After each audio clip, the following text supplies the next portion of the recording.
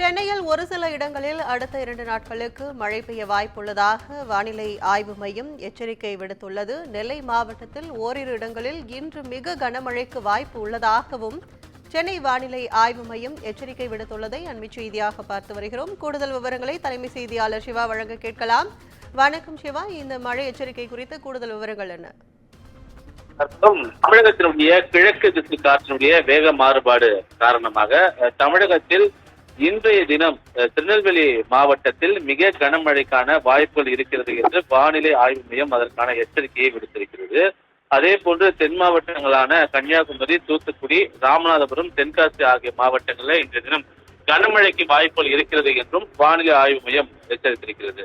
அதே போன்று நாளை தினத்தை பொறுத்தவரை தமிழகத்தில் பரவலாக மிதமான மழைக்கு வாய்ப்புகள் இருக்கிறது என்று தெரிவிக்கக்கூடிய வானிலை ஆய்வு மையம் இந்த நிலை 25ஆம் தேதி வரை தொடரும் என்றும் குறிப்பிட்டிருக்கிறது.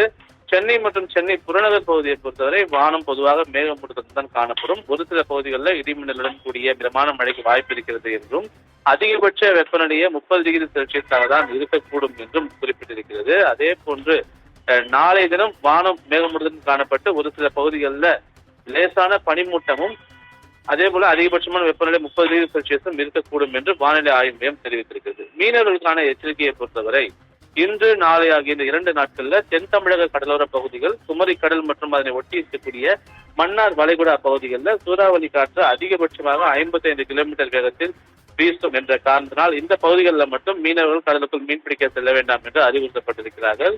அதனை அடுத்து 23ஆம் தேதி வரை எந்த எச்சரிக்கையும் வழங்கப்படாமல் இருக்கிறது.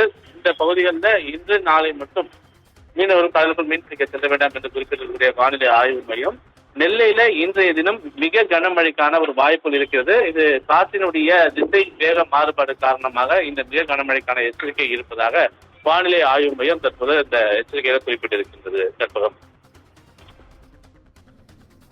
விவரங்களுக்கு நன்றி சிவா.